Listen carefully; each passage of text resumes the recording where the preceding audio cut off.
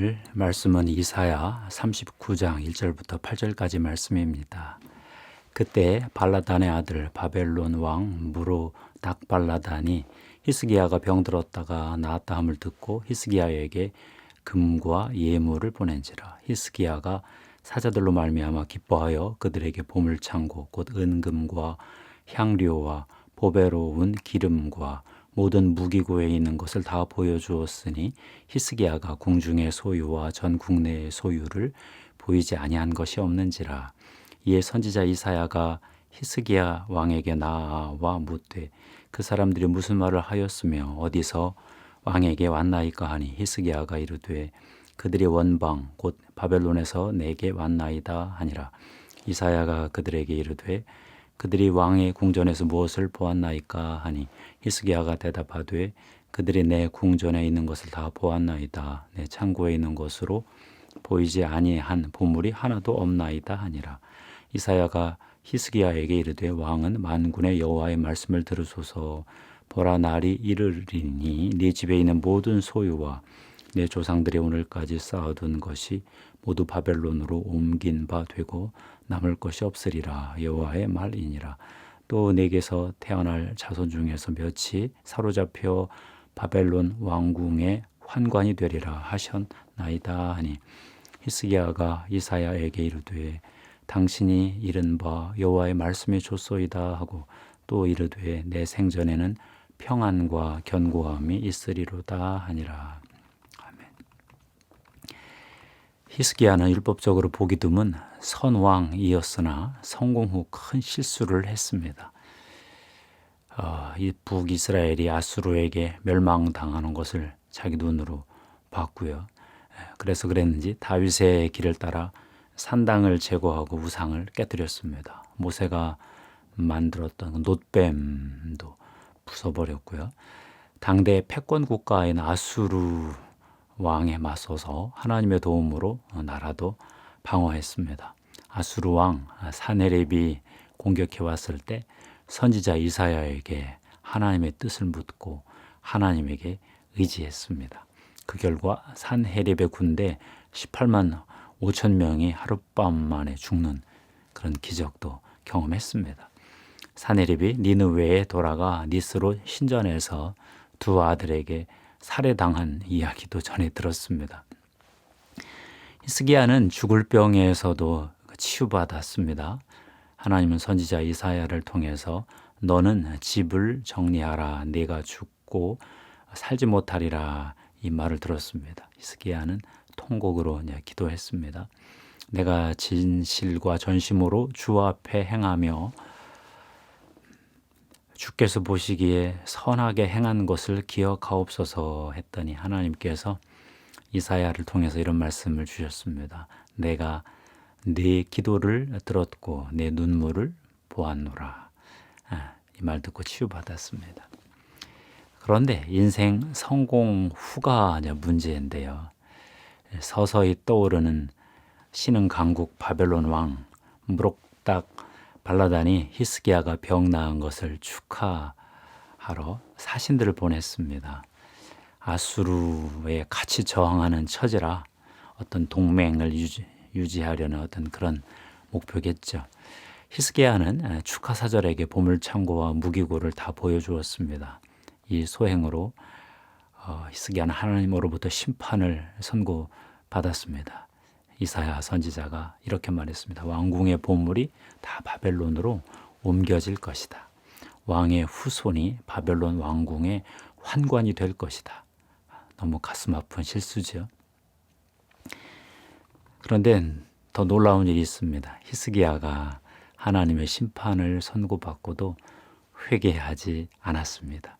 회개했다는 기록이 없습니다. 히스기야가 이사야에게 이르되 당신이 이른 바 여호와의 말씀이 좋소이다 하고 또 이르되 내 생전에는 평안과 견고함이 있으리로다 하니라.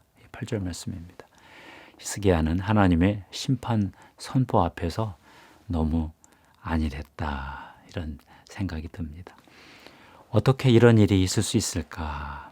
예전에 하나님께 연합이 되어 하나님의 계명에 순종하던 히스기야가 어디로 간 것일까요? 성공 후 마음이 높아진 것일까요? 하나님의 사명을 성취한 후에 너무 차고해진 것일까요? 정말로 교만해진 것인가? 유다도 작은 나라이지만 이 정도 보물과 무기고는 있다고 자랑하고 싶었는가? 당신들의 동맹이 될 수 있는 자격이 있다. 이것을 보여주고 싶었는가? 하여튼 히스기야에게 일어난 이 내면의 변화를 다 알 수는 없습니다. 그러나 무언가 일이 일어난 것만은 분명한 것 같습니다. 결국 히스기야는 29년을 다스렸죠. 병으로 낳은 15년을 포함한 그런 세월입니다. 12살 어린 므낫세가 왕이 되었죠. 므낫세 왕은 도대체 아버지로부터 어떤 좋은 영향도 못 받은 것 같습니다. 이스라엘 유다 왕국의 역사에서 온갖 가증한 일 악행으로 유명한 그런 왕이 되어버렸습니다. 하나님의 진노를 사서 결국 유다 나라의 멸망길로 밀어넣었죠.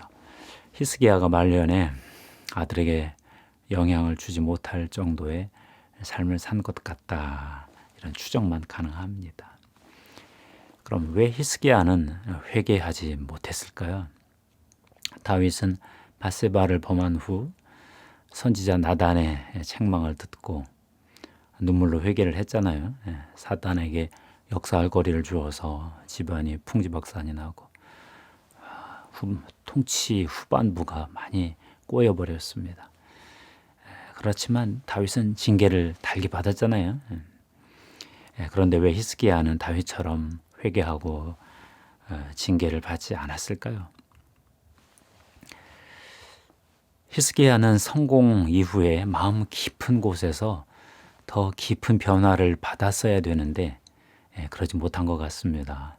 하나님의 명령, 계명에 대해서 행위로는 열심히 순종을 했는데 마음 깊숙한 곳까지 어떤 순종은 못한 게 아닌가 이런 추측이 됩니다. 사탄은 두 가지 무기로 성도를 공격한다는 말이 있습니다. 처음에는 고난을 줍니다. 이렇게 고난받고도 너 하나님 계속 믿을 거냐?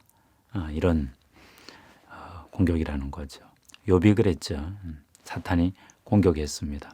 이렇게 고난을 받는데 너가 계속 뭐 하나님 믿는지 두고 보자 하면서 하나님과 사탄 사이에 어떤 경기 같은 게 벌어졌죠. 고난으로 무너뜨리지 못하면 사탄은 하나님이 주신 성공을 이용합니다. 성공 후에 마음을 겸비하게 유지하는 것은 정말 힘든 일 아니겠습니까? 큰 순종을 하고 하나님의 힘으로 했습니다. 저는 무익한 종일 뿐입니다. 청지기로서 저는 100번 만번 만족합니다. 이런 고백을 할 수 있는 사람이 얼마나 될까요? 사람은 큰 일을 해내면 그 자부심을 느낍니다. 성취감을 느끼죠. 여기까지는 다 정상적인 심리 과정입니다. 그런데 그 다음이 문제죠. 우쭐해지고 우월감 갖게 됩니다. 심지어 성공하지 못한 사람들을 무시하기까지 합니다. 어떻게 했길래 저거 하나 제대로 못해나? 이런 식이죠. 성공한 사람이 빠지는 가장 안 좋은 게 승리주의입니다. 한두 번 성공하고 나면 나는 항상 성공할 것 같다 하는 착각이 든다는 건데요. 나는 실패할 수 없다. 나는 뭐든지 해낼 수 있다. 자신감 나쁜 건 아닙니다. 그런데 조금 더 지나치면 자기가 죄에서도 면제받고 사탄도 건드리지 못할 것 같은 하나님의 특별한 호의, 특혜의 의식에 사로잡힙니다. 이 선민의식에. 이러면 골치 아픕니다. 하나님을 위해서 큰 일을 이룬 주의 종들 중에도 승리주의에 빠져버리면 이거 참 난감한 일이 많이 벌어지더라고요. 지난주 교수 8명과 이런저런 커피 마시면서 토론 모임이 있었습니다. 항상 그렇듯이 대화가 요즘 우리나라가 힘드니까 정치 문제로 좀 넘어갔어요. 교수님들 사이에 정치 지형도가 딱 형성이 됐습니다. 보수 두어 명, 진보 두어 명, 나머지는 중도. 후배 교수들과 대화하다가 이제 내가 말을 조심해야 되겠다. 함부로 말하다가는 큰일 나겠다 싶었어요. 한 후배의 그 진보적인 교수가 이런 말을 하는 거예요. 요즘 자유민주주의라는 말 쓰면 젊은 세대에게 태극기 부대로 오인받습니다. 요즘 젊은 사람들은 그냥 민주주의 그렇게 얘기합니다. 그 말에 너무 충격을 먹었습니다.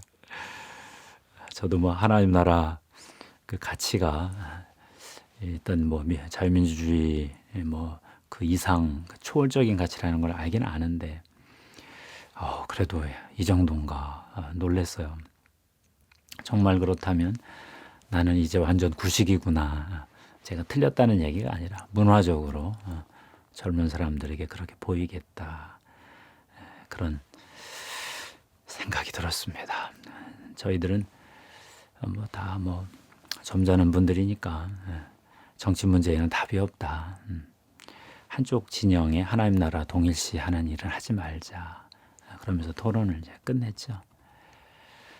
하나님 나라와 정치 이데올로기를 동일시하기에는 참 무리스럽잖아요.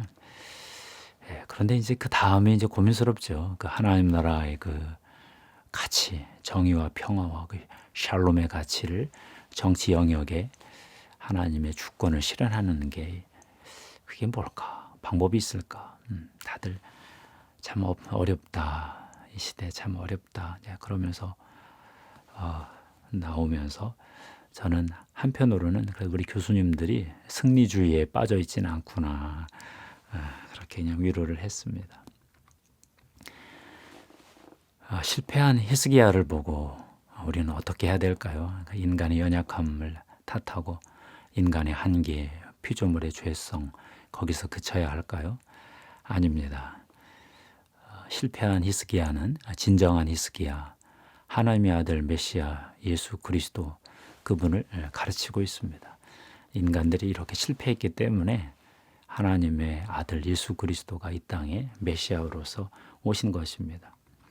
성경은 인간이 망가뜨린 하나님의 창조 세계를 하나님이 회복하신 이야기입니다. 하나님은 이스라엘을 통해서 열방을 구원하고 싶으셨습니다. 이스라엘이 선민의식에 빠져서 하나님의 소명을 이루지 못했습니다. 이스라엘도 속국이 되니까 패권 국가에게 자꾸 당하니까 더 반발작용으로 그랬던 것 같습니다. 대부분의 이스라엘의 왕들이 그 강대국의 신들, 강대국의 우상을 하나님과 더불어 섬겼습니다. 강대국의 성공이 부러워서 그랬을 수도 있겠다 싶어요. 혼합주의 신앙이죠. 오늘 말씀처럼 선한 왕 히스기야도 실패했고요. 가장 탁월한 왕 다윗 왕도 실수가 많기는 마찬가지였습니다. 결국 하나님의 아들 예수 그리스도가 하나님의 소명, 이스라엘의 소명을 이루었습니다. 신약 성경은 예수 그리스도가 이스라엘의 메시아로서 하나님 나라를 이 땅에 펼치기 시작했다. 그 이야기를 기록하고 있지요. 예수 그리스도는 하나님의 보내심을 받아 인간의 몸을 입고 이 땅에 오셨습니다. 이게 성육신이죠. 하나님 나라를 말씀으로 가르치셨습니다. 산상수훈이 있죠. 치유와 죽기로 하나님 나라의 실제 능력을 보여주셨습니다. 기적이죠. 십자가에서 백성의 죄값을 다 대신 치르셨습니다. 이게 속죄입니다. 지옥에 가서 인류의 죽음 이후의 우주적 고통을 대신 감당하셨습니다. 천국 갈 수 있도록 길 여신 거죠. 하나님의 영으로 죽은 자 가운데서 다시 살아나심을 받으셔서 하나님의 새 창조의 시작, 부활의 세계를 열기 시작하셨습니다. 예수 그리스도 안에서 하늘과 땅이 결합이 되었습니다. 부활하신 예수 그리스도는 하늘의 영역과 땅의 영역을 넘나드는데 별 문제가 없었던 것처럼 복음서는 기록하고 있습니다. 우리는 이 땅의 영역에서 하나님의 영역을, 하늘을 바라보는 거죠. 근데 주님은 두 영역을 왔다 갔다 역사하십니다. 주님은 성령을 부으시고 교회 공동체를 세우셔서 교회에게 하나님 나라 일을 할 수 있는 권능을 주셨습니다. 성도들에게 예수 그리스도의 인격을 형성시켜 주시고 예수 그리스도의 능력을 부여해 주셨습니다. 코로나 상황이 내년까지 계속된다는 말이 들립니다. 코로나가 생활화 될 것 같다. 독감처럼 된다는 얘기죠. 이럴 때 하나님의 도우심이 없으면 성도들이 하나님이 주신 유업, 기업을 유지할 수가 없습니다. 그러니까 매일 하나님 앞에서 기도와 예배의 제단을 쌓고 하나님의 인도를 구하십시다. 하나님의 마음을 분별하고 마음을 지킵시다. 사탄이 공격하는 이 마음을 잘 지킵시다. 하나님이 지금껏 우리 인생을 인도해 오셨습니다. 코로나 상황도 하나님이 인도해 주실 것입니다. 뭔가 결핍이 있으면 하나님이 더 보상해 주실 것입니다. 사탄에게 빼앗겼으면 하나님이 몇 배로 갚아 주실 것입니다. 하나님은 그 정도로 의로우신 분이십니다. 교수들 모임에서 한 교수가 이런 말을 했습니다. 지난 30여 년 동안 서구 세계는 문화 전쟁, cultural wars를 해왔다. 보수적 어떤 기독교하고 진보적 세속주의가 사사건건 충돌했다. 이제 우리나라까지 이 전선이 확장되었다. 이건 그냥 대치 상태, 대결 상태다. 풀기가 쉽지 않을 것이다. 세속적 진보주의에 거기에 포스트 모더니즘까지 가세를 해서 교회가 여간 어려운 형편이 아니다. 답이 없다. 그런 말을 했어요. 그렇죠. 인간에게는 답이 없죠. 그러나 우리가 하나님을 믿고 하나님의 주권을 믿고 하나님이 뭔가 더 필요하셔서 그런 문화전쟁을 허락하셨을 것이다. 믿는 것이 신앙입니다. 이 땅만 보고 있으니까 우리가 답답한데 하늘의 차원에서 하나님이 위에서 내려다 보시면서 분명히 뜻이 있으셔서 그러셨을 것이다. 이렇게 믿습니다.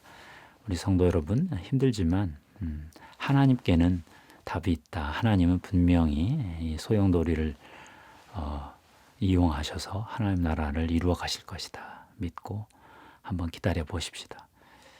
하나님께서 분명히 뭔가 역사의 새 장을 열 가능성이 있습니다.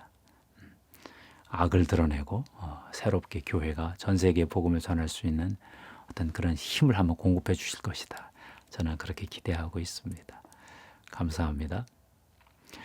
하나님 아버지 고맙습니다. 우리 성도들에게 하나님이 보좌에서 이 땅을 내려다보시는 그 관점을 허락해 주시옵소서. 저희들은 이 땅에서 하나님의 뜻이 하늘에서 이루어진 것처럼 이 땅에서도 이루어지기를 기도하고 있습니다. 하나님 축복해 주시옵소서. 하나님 인도해 주시옵소서. 우리 성도들에게 예수 그리스도의 피를 뿌리고 덮습니다. 성령님의 기름 부음의 능력으로 붓습니다. 하나님 함께하여 주시옵소서. 이 어려운 때에 하나님께서 기름 부어 주셔서 기근의 때에 이삭이 받은 100배의 축복을 우리 성도들에게 허락해 주시옵소서.